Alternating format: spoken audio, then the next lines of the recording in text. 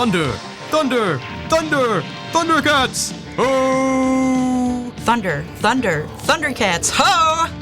Thunder! Thunder! Thundercats!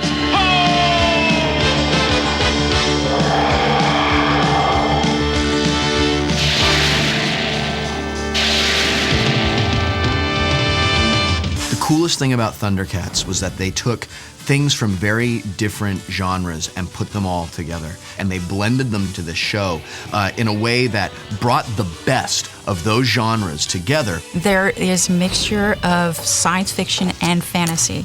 There was swords, but there were spaceships. Even within the core team, you have quite a mix of science and sorcery. Everything seems to be completely meshed together. The storyline, how well written it was, how every episode was completely different than the next one.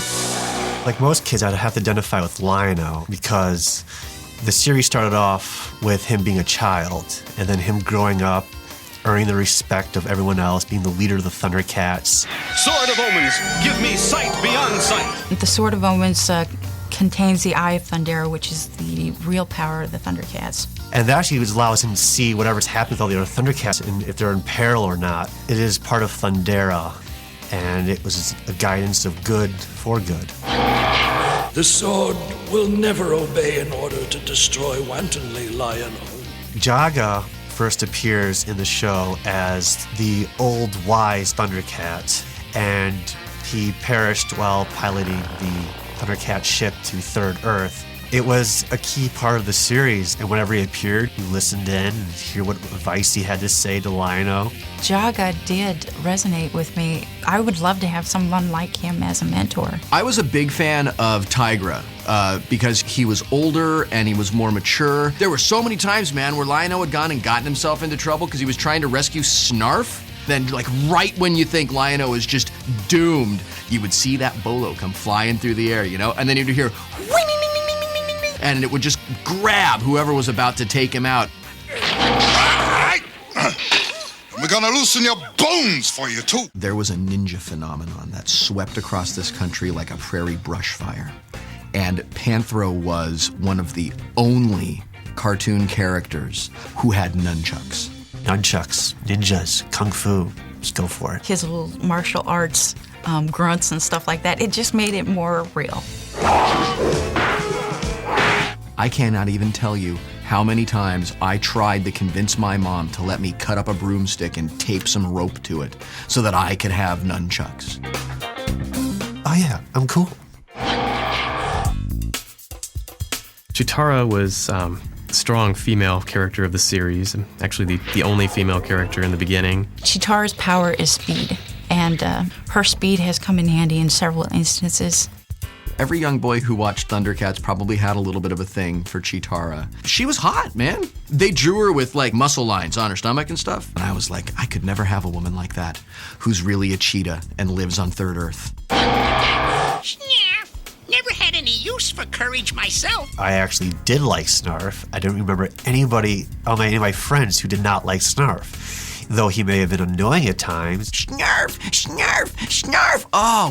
Oh, it just drove me nuts. I have to admit that one of my favorites on the entire show was Snarf. I've always had a taste for the underdog character in the cartoons. I always see him as the comedy relief. He has this comedian feel to him.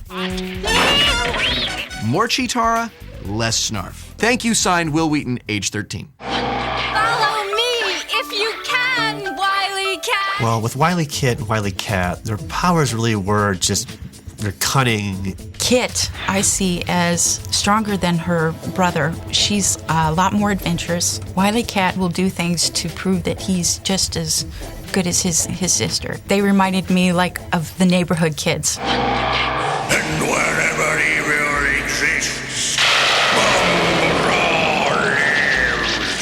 Mum-Ra was legitimately scary.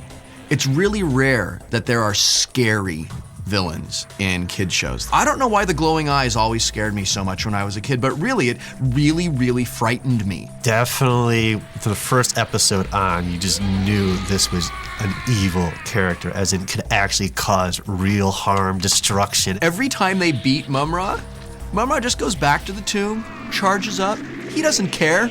He's like, I'll be back in 1,000 years. Comic relief, if there was to be any, would be the mutants themselves and how they kept getting defeated and how they talked. Thundercats everywhere! The mutants came from the planet Plundar and attacked the original Thundercat ship as they were traveling away from Thundera. Also got stranded on Third Earth. And there was Monkey and Jackal Man, Vulture Man, and Slythe, the leader. I still can't pronounce his name. Slaith, Snaith, The animation really, really holds up. And there are things in Thundercats that I now see all the time in anime, where they are using foreground cells where things are clearly out of focus to give a real sense of depth to the show. The character models are kind of constantly moving. If you just look at any other animation, you'd be like, it's obvious, Thundercats. This is probably one of the best written as well as the best animated shows of all of them.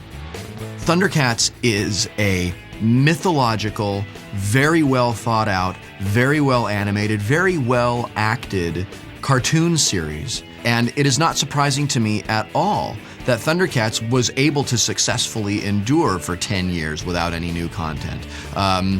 Good quality entertainment tends to do that. Thundercats are on the move. Thundercats are loose. Feel the magic, hear the roar. Thundercats are loose. Thunder, thunder, thunder, Thundercats! Thunder, thunder.